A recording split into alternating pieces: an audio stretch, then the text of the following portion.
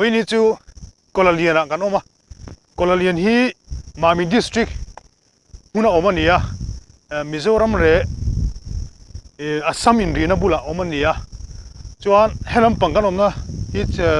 chimlampang hi Shipho ania Shipho khopul luk oma niya Shipho tong hi kilometer li borvel ni karinga ang kilometer sa chek an lo en lova chuan Shipho hi zamuanga tangin kilometer som panga borvel ni ingsia engtin nge ain rail bol dan tite le tu tinge cheng tite hela ang khotlang throi tu te kan zo dona tin kanon tilang don boka Mizoram le Assam in rina boundary pillar aoma chung te po chu amun ma te kan tlok dona chu British hunlaya an siam ani te an tia chuan chumi baka chuan helai Kolaliana hianin thil danglam tak mai Mizoram a pok an lam hu ngai lo milim aumani chu thiam em mai an ker ania chu amuna kan tlo dona poni se kan kal zelanga lung doi mi lo thli sak donia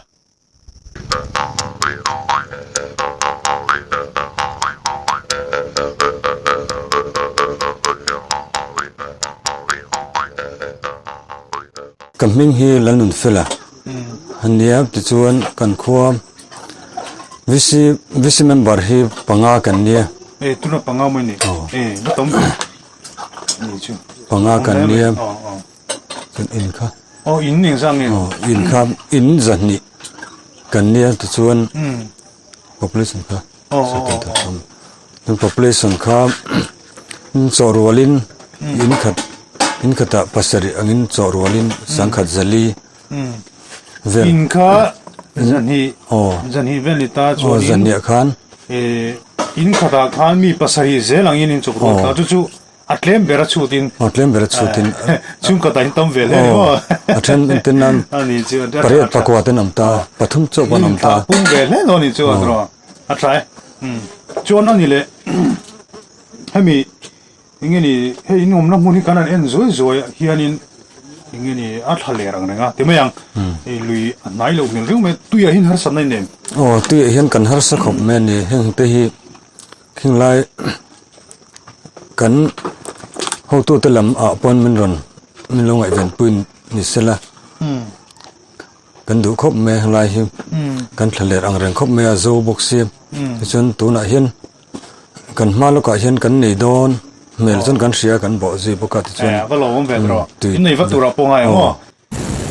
dia hai Kolalian ning an phuat chan hi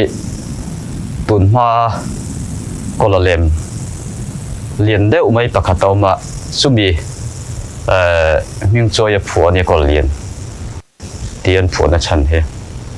chu aizo lampang ami te thillu engamo lunglu mo thillu om turan nga ya zenetin chu Kolalem chu an vera zenetin an bom dara tunai chuanin mu turam tolo pui kan ti em kan mai chu VCP le treasurer hiani sorry secretary hiani min zui thei thong maya alo ong khop ba di hianin lai hi lingro dangin an lo la ya tin kan kal phi zela tro hapu to hin ala sai la bak lo tikhan kan kal zela kan tuna hianin thirphun tlang le milim ker amun chu kan kal don ta hi peng thuam pahni lo oma helam pang hi kan la tur hi helam kan kal support don ta ni tro helam pang hi thirphun tlang khi dana china kan mu so lai tang kan mu kan kal chona tur khan ta hetin kal phei wang kong nge ro chu kan kal ngai lo kan traffic lo wa ai ka pu ta hian min suai do na chu helam pang ro thi milim ker omna mun kala tur kong khania chu nakina thirphun tang kan lon photanga chumi kan kal le don ni la hian kal phai sela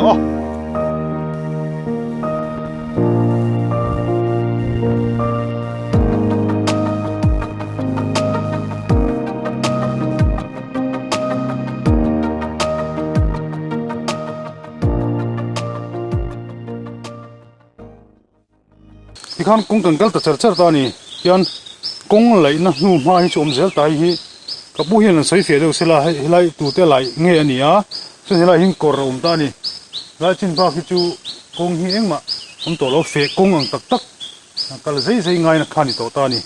aka pu ka pu han hian soi fe sela thang VCP hian nie so lai ba kan lo kha motor kan lo da na metal top khamil chin khan tia ma se mi an lai an ma lai ni ta sam na ron to ma se to na helai hian om kan in shit so lai tang khan black top chin kha chu Mizoram yan ron black top ta ni ase Mizoram khan helai hian ron la lai thing phei tho ti na ni mo chuan Assamin an sia lo ti top to turin an ron ti ta ti na ni mo jan tu na pon hei ko then om thelen ki ma chia tha kan man the na chin ang te zu mo ri lo lam pa te pon heng lai chin hi chu ke ma ni helai kor chin hi chu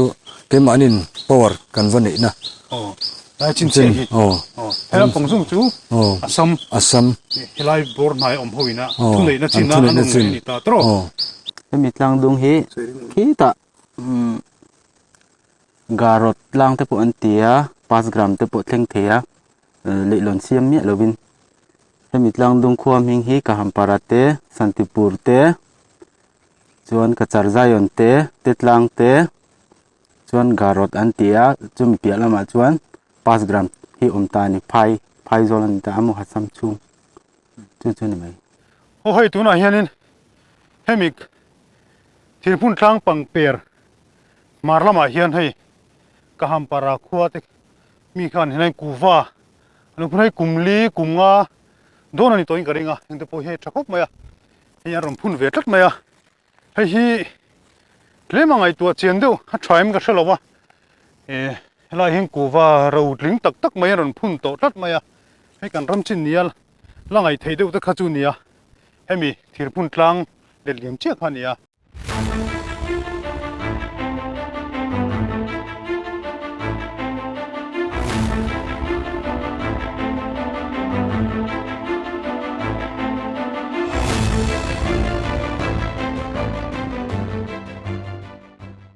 tuna ka omna mun hi na china kan soi atira kan soi thirpun tlang ming pu chan le thir an phun na mun chu ni ta ni la hi maro chu hei kan hanen hianin an lo lai an lo dai to mai alo ni a chuan helai hei lei khorna mun na oma an lo chuak to ti na ni a amun ama chu kan mu to lo helai mun a hi thirpun a po chu thirpun chu enge tang kai na kan ti chuan British hun laya Assam le Mizoram in rina boundary pillar ani ye antini then kha chuan chu ke hian khating kha ka fazir chiang lawa khamizir chiang tu kal pok ani lo maro chu helai muna khonai tu te in lo ve se min du wangi helai mun kan kala alo poi mo em mani ti kha kan thra chop chil zela chuwa chun helam pang chaklam pang hi kho chaklam pang hin hoi la kola sip lang dum le vaireng te ka ain kho thaput me ni chuan helam pang plak lam pang kan hoi thale a he da hin sam pui tlang dung in kho thak na mual in dung in kho thlan khal le thasui maya chuan khulai ai hiam deu kan an hoi thale a ta chuanin mideli kan ti mai mideli lui kholai in rina lui rom vel kha alang thale vek ta ni chun helam pang mar lam pang kan hoi tha mizo omna kai mani mizo puite omna khu lai khonin kachar zai on ti te anom thatewani tel tlang ti te ulai khon kan zo nau te engma zan lo ma chun helam pang kan hoi thale a mar lam pang tlak lam pang deu sia hianin kan u nau te kan zo na thak chore sang khol kan ti te ho khanom le ta chun helai tlang du hin kan bru nau te po hin tlar nu la ni ti te kha kan sei duwa chun helai lung helaya thirphun he ro chu abau ta ni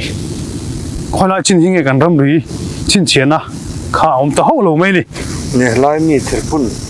tlang kan hria danin khami lai tak chon kan pon kan hria chiang lawa lai thịt phun ống tị bỏ ha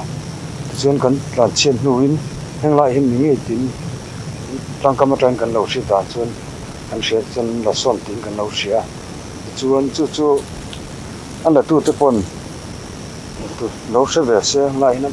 nó muốn người em lâu đã lại sẽ là thì xây đùa xây đùa lệ alo mà mẹ nè cái bụi nó xây ta càng khan còn liền VCP nó xây ta càng khan là hi kan ram ri chin chiana ni sia chuan asam ho hi an chak sia an du chen hi asam ram an ron rin mai ti te pon lau ve lu tu kani tuna hin boundary boy om renga chu bang chuan boundary pillar hi jing khan an sai fia chia lawa e kan na chin kan sai kan explain sak lenga sum ko le pasari e bru refugee a tripura an tlan vek lai khan helai muna thir phuna hi bauta ni tin an sai ni ani he tongkam thiam wak lawa a ching khan chu min sil nial nu la ka pu hian chu tuna hin khoya nge om ti hi zon chua bai pui thla ka helai muna nge hian ni phun le ni se ti kha an khotlang throi tu te du dan ani ani lo poin helai muna hian cross lian tak kulai ka char phai ru tang po cross var vo han mu thei tu te kha phun wa mai la tro a chorin helai hi a lu ni helai mun hi chuan chuan he a thir phuna kha kan mu zo to lo ni poin ai o a chin chena hi phun ni se ti kha in du dan deuh ani mai lo mi le alo mo me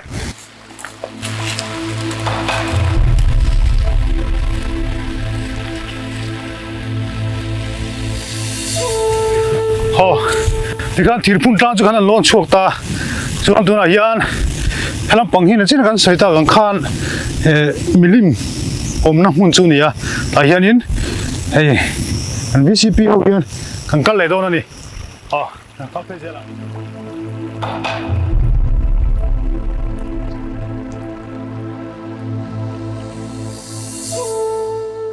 hei kan kal zela kan thloi to mai boru kalum deuh bok ne Singapore hian han zo du kan ya helai mun a hian in hei tinan Sunday tlai te mo te in thalai ten kal ve thinin mình kal de aron kal de urangam report tang te report tang te pen ne lai zamo tang te pon anon klo anon pakal nu ve tro ani chuan ngai nu ve lai ni mo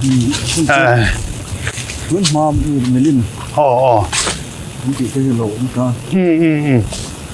mu cha om to le me tro hei kan muang hianin a bial thale maya hei hi eng ting an ker nge an ti an di bu nge ti chu ka thlowa chuan kan secretary kan zo dai nge mi kan in ti ve trim lung bia an ti top nge lung ar tui mo hi lung ar tui ni hei a bial thakap a bial thale mai a lian box sia pum don tai lai ka pum phalo ang kai chuan heting vel chu ni heting hi ting e heting ang ngam mu hi ting an lo cher thei zo ni hei a chei ni le heting ang kherna ang nu ma lu tu kha om khat lo mai ti hin ma me beng me ya helaya ingamoni tirin zia ge ro chu tu nu a helaya to tu te na an zia niom tak ani a heng ti po hi hei chu helaya lung la thin te na lo ingeni phinan tumna anh tro anh mi le mai lo ti ke lo sam teu hay là lu mai he ting đi kan ram ro lu ni he ting ti tu te hi tu te nge ni ro chu kan tha chung lo wa ma ro chu he ting a lung bial i siang tu chu na hau tak ve vi ong ti kha ari no mani a chho jeli la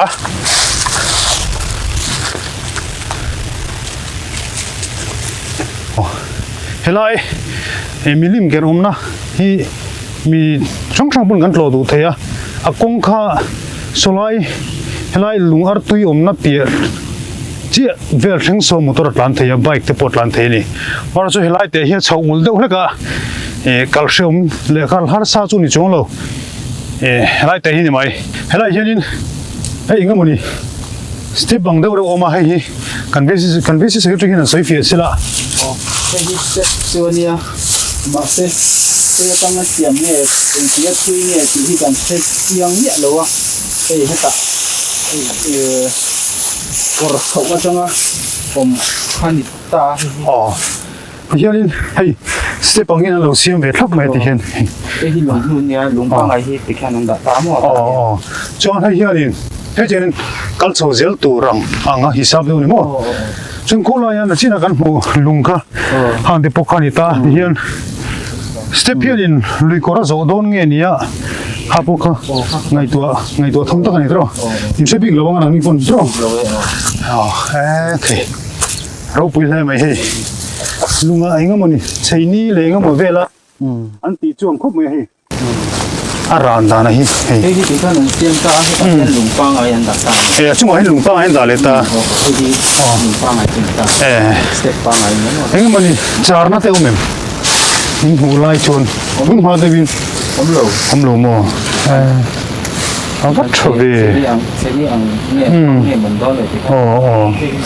hay tụi bây tỷ phải á anh hai đặt đâu chỉ đi rồi cho anh mình liền tất cả chỗ kia là hiện rồi cái gì là ngó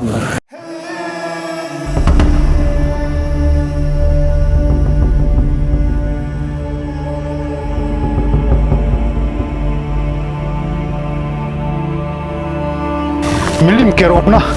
muốn cho anh thằng sầu ta này muốn mai anh hay lâu nít tiêu cúp mày lúng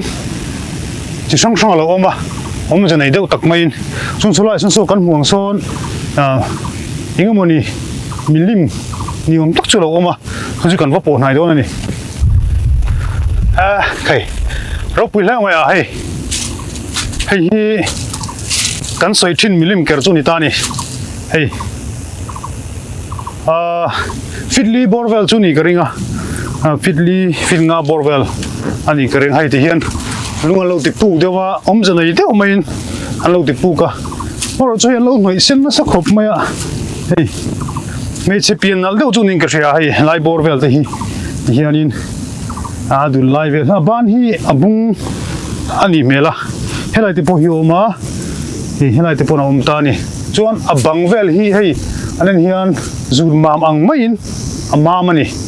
helai te po hi lung om zanei tak takin an kerta heng te po hi hei ari khop mai chuan lai mona hin hei in thoina deu ro te lo ma hindu sa kolam pangkai noi ani mela hei hi hindu sa kwa nena in relate em chu ka shalowa hen te po in tina mo tak ngai to chungai mel angai mel in ka sia chuan hei garbati ti pon da chung maya chun helai bang hi entai la helai bang hi so ti so om zan nei taka rin fekani ta ni om zan nei takin an rin vek ta chuan a chaka pokin ki chi sang sang om ta ni helai mun helai hi kan sei fia du deu hleka man deu to khan a kum za tak hi ka chiang to lova chumi chuan kulai kachar rom velami chorei kan ti te ho khonin an pile pu te su nu nia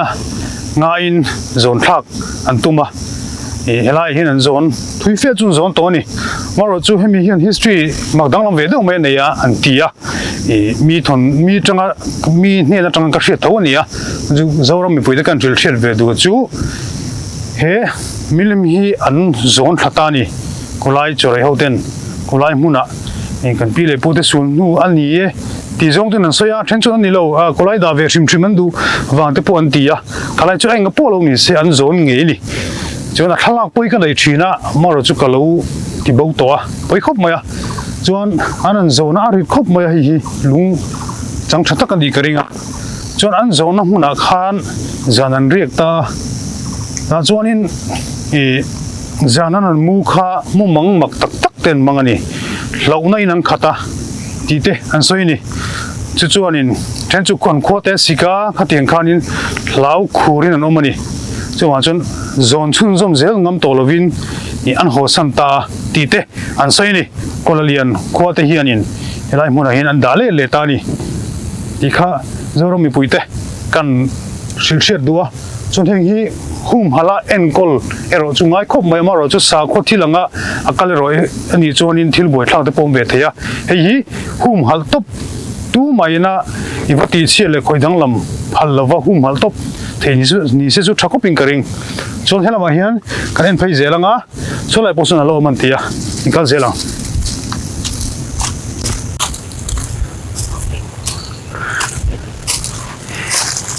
lai chho lai te hi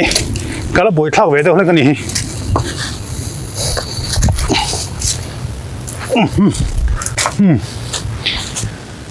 chuan hei hanen tai la hei mei che pian nal deuh ning ka hria aya bo hi te hian lu nghen tha tai la beng khi a sei viau maya chuan a ban hi a zen sei maya adul pukhi moi khop mai chuan a kong vela kan hei sari nge ni puan emo tak chu kai ni na langa helai vel te poi hei te poi hi chuan a bopi sei thase zo khop mai na ke te po moi em ta karin ru ti boi tu em chu hemi te hi kan sei no la teng tu te nge ni tu te ti nge ni ti hi ril rom lian khop mai a Mizoram hun sang a milim ker kan thriat chin hi chu hey Mizo people te sul nu sial lu te sajuk lu te khatingang chi sang kha an ker in an ziak thin ni amai ro chu hilaya chu ni mi alo maya hey milim moi tak mai an lo kera an san kut nu hi ma me mai ni mam tak ani hetia thu thleng lekha thapa kan no mamang mai hian hei an kut nu hi mama cheini lekha tiangang nu ma moi lo kha mu tu ri pakhat mom lo ni ro pui khop mai hai mi te themi te an ti to mai la a ker tu te hi an then thiam na hi aturu le mai ti kha sai du chuan thil pakhat le chuan in heng hi eng ti kuma siam nge eng ti kuma an ker nge ti hi kan mi thiam zo ten ron zir chiang ta se ka du khop maya au pat zong te a leilung hemi sim po au pat zong te ron zir chiang ta se kan hetiang lama tui de ule zir bing tan chuan in heng hi thil poi mo tak ning ka hria ti Mizoram tan po thil poi mo tak ani don ani in ka hria ro pui le ni il thakop mai hei enge thilan thu ruk na nge nianga enge ni ango ti hi ngai to thamania ei dian bial mu me maya khula ya lungar tui kan dana kha achin nan ti do nila aom nai lat box sia chu hei eng ta nan man nge ti hi thira cha kom khom me ma ro chu saita gang khan tu te chu nu nge ti kha hriat lo ta chon helai hi hei ti hian an ker ko ta ni helai hi ko thu khop maya a hol na ka nei chi lo wa hian a ko thuk ta em ta ni chon te hianin lai ke a an din na niom tak ani rabi niom tak ani siam bok ta chonin la chon lon chho kher lo wila hei hi du dan chuan ti fai dewa no faya a rong hmei em chu ngai lo in ka hria I hun tham tanga hianin kan pi bu sul nu le kan thil lui te hi ti dang lami kan thrat khopa hei chu tina ang hin om se a lu ning ka hria chuwa chon helai hin thil mak tak alo tam hle helai kolalin kho hi a hian thil mak tak alo tam hle ni thil poimo Mizoram ta na thil poimo alo tam hle ni ti kha in kan soi du ni hei helai lung te po hi amak dang dai khop maya la hian ti phel phok maya enga ta nan man tur nge enga ta nan siam nge ti kha khira chawng hai chung te po hi zol tu maya chon helam pai te hian hei alien boxia an ma ni na helaya mun ma na ya ti tu te hian an ti chatni in alanga hi dang dai khop mai helai len hui hi alien thakop mai patling pani pon hai kan lam phalo ni le lama hinom pon ni seron lam pa kherin karing lowa alien khop maya hei hi an sai dan chuan helaya milim kertu te hianin an man ruwa an thuru na an chin chianan an mange an tia chu engwanga khatinga chin chinan mangen ni ralian rum bai ta thu tan tlan chet na emoni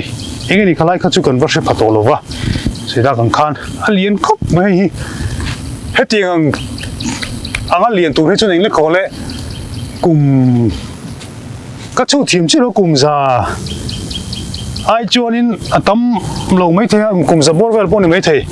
ha chu rin thu ni chu thing than da ni ka chi lo wa so wa chu a lian hle ni hi nghe lại muốn hi milim omna muốn anh tam cái chuyện lại còn liền VC cái này là anh lại hiện tu nã hiện lại muốn hi mình chỉ sáng sáng nó còn lọ nó muốn té lâu nít xia chú mi à chuan VC thế hi in khlag trên kan lâu nị vàng khan lại hiện cần dâu ram sarkar te pon mình làm panga mà mình lo lak pui se ti kha ka sei du boka ti chuan hemi hian ti mel hem lawam thata ka en kol chho zel theina tura chuan ke ma ni VC ringo chun ti thei kan nei lawa chu wangin hemi lama thak tu ten atin culture lampang amo ti chuan zoram sarkar lampang atang te pon ma mi ron lak pui se ti hi ka cha du boka chu ka ngen du bok ni sela chu ka sei du a ka cha du ni e helai mu na hi ai tu te mo hi chunom to ni ti kha i a hriat reng mai a chu chui chu hi a tha ni oinia thirphun tlang ate kan kala tin milim te kan hmuwa chuan kolalian kho chung te po kan hmuwa khating khan khodin hmuna nia mizoram outlook khianin an ni phung ni na takha karam phau chok mai ni chuan tu na ta chung an du to le photanga in je vai mang tra ve kule